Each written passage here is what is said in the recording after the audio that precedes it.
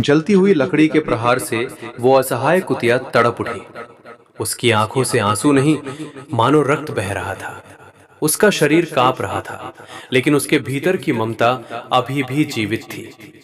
वो बार बार उस खीर की ओर देख रही थी, जैसे कह रही हो, मत खाओ, ये विष है, ये मृत्यु है। लेकिन कोई उसकी भाषा नहीं समझ पाया। कुछ ही क्षणों बाद सुविभूषण स्वयं वहां आया।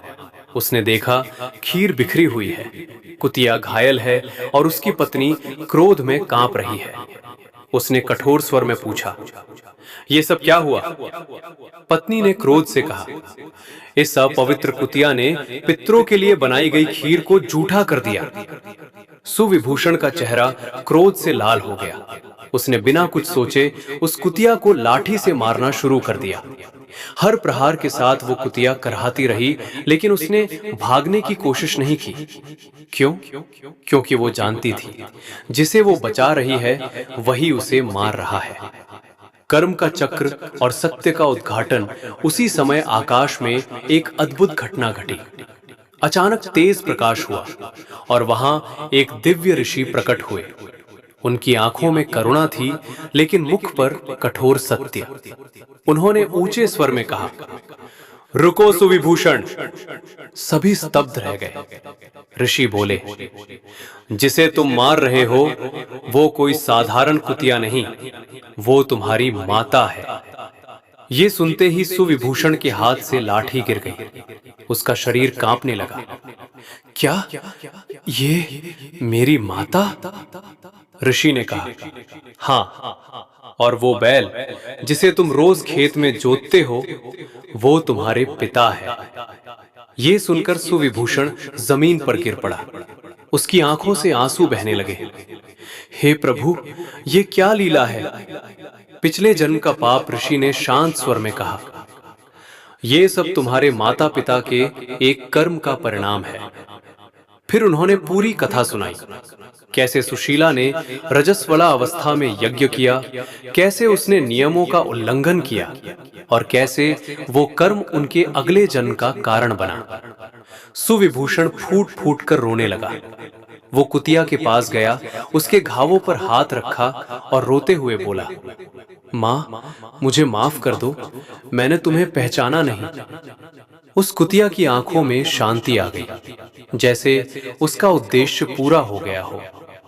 सच्चाई का अंतिम रहस्य ऋषि ने आगे कहा, हे पुत्र, ये कथा दंड की नहीं, ये समझ की है। मासिक धर्म कोई पाप नहीं है, ये स्त्री के भीतर की शक्ति का प्रवाह है। जो नियम बनाए गए वे उसे अपवित्र कहने के लिए नहीं, बल्कि उसे विश्राम देने के लिए बनाए गए थे। लेकिन जब समाज ने उन नियमों को अज्ञान में बदल दिया, तब ये पीड़ा बन गई। महादेव का अंतिम संदेश तभी आकाश से एक गूंजती हुई आवाज आई, हे मनुष्यों, स्त्री को कभी अपवित्र मत समझो। वो सृष्टि की जननी है। उसका हर दर्द एक नई सृष्टि की तैयारी है। मासिक धर्म उसकी कमजोरी नहीं, उसकी शक्ति है। उसे सम्मान दो, उसे विश्राम दो, उसे प्रेम दो। कथा का सार, मासिक धर्म कोई पाप या श्राप नहीं है। ये शरीर की प्राकृतिक और आवश्यक प्रक्रिया है। पुराने समय के नियम आराम और संतुलन के लिए थे, लेकिन अज्ञान के कारण उन्हें भेदभाव और अपमान में बदल दिया गया। अंतिम संदेश, जब भी कोई स्त्री इस समय से गुजरती है, वो कमजोर नहीं होती, वो उस शक्ति को धारण कर रही होती है जिससे पूरी सृष्टि जन्म लेती है। इसलिए उसे अपवित्र नहीं। आकाश में गूंजती उस दिव्य वाणी के बाद पूरा वातावरण स्तब्ध हो गया। हवा थम सी गई, पक्षियों का कलरव शांत हो गया और समय जैसे कुछ क्षणों के लिए ठहर गया। सुविभूषण भूमि पर गिरा हुआ था। उसके आंसू रुकने का नाम नहीं ले रहे थे। उसकी दृष्टि अपनी माता के उस घायल शरीर पर थी, जो अब कुतिया के रूप में उसके सामने पड़ी थी। वो कांपते हुए हाथों से उसके घावों को सहला रहा था। मां, मैं अपराधी हूं, मुझे क्षमा कर दो। उस कुतिया की आंखों में अब कोई पीड़ा नहीं थी, वहां केवल शांति थी, एक अद्भुत संतोष, जैसे उसने अपने जीवन का अंतिम कर्तव्य पूरा कर लिया हो। ऋषि का गहन उपदेश, तभी वो दिव्य ऋषि आगे बढ़े। उनके चरणों से प्रकाश की किरणें फूट रही थी। उन्होंने गंभीर स्वर में कहा, हे सुविभूषण, सुनो, ये केवल तुम्हारे माता पिता की कथा नहीं है, ये संपूर्ण मानव समाज के अज्ञान की कथा है। सुविभूषण ने सिर झुकाकर कहा, गुरुदेव, कृपा कर मुझे सत्य का पूर्ण ज्ञान दीजिए। ऋषि बोले, जिसे तुम लोग अपवित्रता कहते हो, वो वास्तव में प्रकृति की सबसे पवित्र प्रक्रिया है। स्त्री का शरीर हर महीने स्वयं को शुद्ध करता है, ताकि वो सृष्टि को जन्म देने योग्य बना रहे। ये रक्त कोई दोष नहीं, ये सृजन का बीज है। भ्रम और सत्य का अंतर। प्राचीन काल में जो नियम बनाए गए थे, वे स्त्री को अलग करने के लिए नहीं, बल्कि सुविभूषण की आंखें फटी रह गई। उसके सामने उसकी माता सुशीला खड़ी थी, दिव्य रूप में, तेजस्वी, शांत। उन्होंने मुस्कुराते हुए अपने पुत्र के सिर पर हाथ रखा। पुत्र, ये सब मेरा ही कर्म था, तुम्हारा कोई दोष नहीं। सुविभूषण रोते हुए बोला, माँ, मुझे छोड़कर मत जाओ। माता ने कहा, अब समय आ गया है, मुझे मुक्त होना है। मोक्ष की प्राप्ति तभी आकाश से पुष्प वर्षा होने लगी। एक दिव्य प्रकाश पुंज उतरा, उसमें से एक दिव्य स्वर गूंजा, हे सुशीला, तुम्हारा प्रायश्चित पूर्ण हुआ, तुम्हें मोक्ष की प्राप्ति होती है। माता ने अंतिम बार अपने पुत्र को देखा और उस प्रकाश में विलीन हो गई। सुविभूषण वहीं बैठा रह गया, लेकिन इस बार उसके आंसू दुख के नहीं, ज्ञान और मुक्ति के थे। महादेव का अंतिम उपदेश आकाश में फिर से वही दिव्य ध्वनि गूंजी, हे मनुष्यों, स्त्री को कभी अपमानित मत करो, वो सृष्टि की आधारशिला है। मासिक धर्म उसकी कमजोरी नहीं, उसकी दिव्यता का प्रमाण है। उसे तिरस्कार नहीं, सम्मान और विश्राम दो। माता सुशीला के दिव्य प्रकाश में विलीन होते ही पूरा आकाश कुछ क्षणों के लिए स्वर्णिम हो उठा। पुष्पों की वर्षा धीरे धीरे थम गई और वातावरण में एक अद्भुत शांति फैल गई।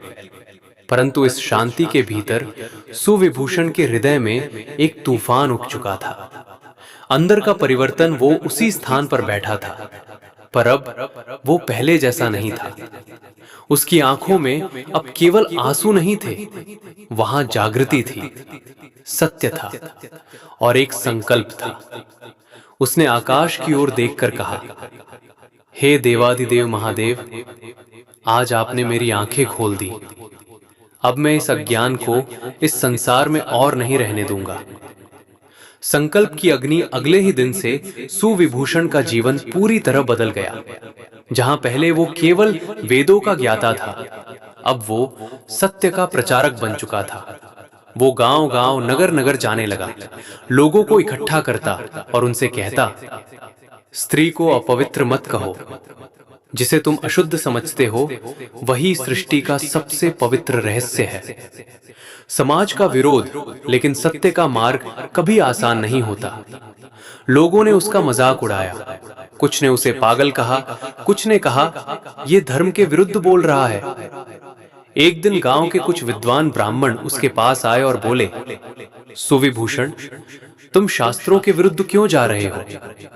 हमारे पूर्वजों ने जो नियम बनाए, क्या वे सब गलत थे?